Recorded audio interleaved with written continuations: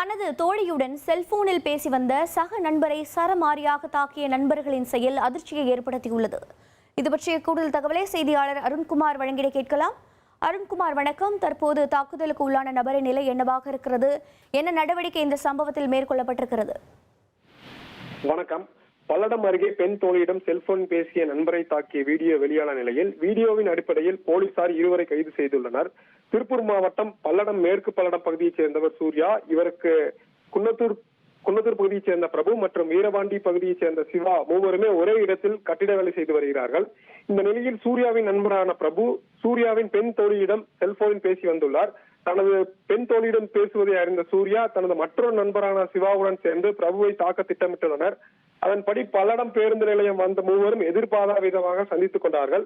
மூவரும் சேர்ந்து பல்லடம் தாராபுரம் சாலை ஆத்துப்பாளையம் பகுதியில் உள்ள மதுபான கடைக்கு ஒன்றாக மது அருந்துள்ளனர். அப்பொழுது சூர்யாவுக்கும் பிரபுவுக்கும் இடையே வாக்குவாதம் ஏற்பட்டுள்ளது. சூர்யா மற்றும் சிவா ஆகியோர் பிரபுவை காலால் உதைத்தும் கையால் தாக்கியும் உள்ளனர். மேலும் மது பாட்டிலை உடைத்து பிரபுவின் கழுத்தை வைத்து மிரட்டி வீடியோவாக பதிவு செய்துள்ளனர். அந்த வீடியோவானது சமூக வலைதளங்களில் வைரலாக தொடங்கியது. இதைத் தொடர்ந்து இந்த வீடியோவின் அடிப்படையில் பல்லடம் போலீசார் மூவருமே துரிதமாக கைது செய்து அழைத்து விசாரணை செய்தனர். விசாரணையில் பிரபுவை தாக்கிய குற்றத்திற்காக சூர்யா மற்றும் சிவா ஆகியோர் மீது இரு பிரிவின் கீழ் வழக்கு பதிவு செய்து அவர்களை நீதிமன்றத்தில் ஆஜர்படுத்தி சிறையில் அடைத்துள்ளனர். தொடர்ந்து பிரபு பல்லடம் அரசு மருத்துவமனையில் சிகிச்சையில் உள்ளார். இந்த சம்பவம் பல்லடம் பகுதியில் பெரும் பரபரப்பை ஏற்படுத்தியுள்ளது. உங்களுடைய தகவல்களுக்கு நன்றி அருண்குமார்.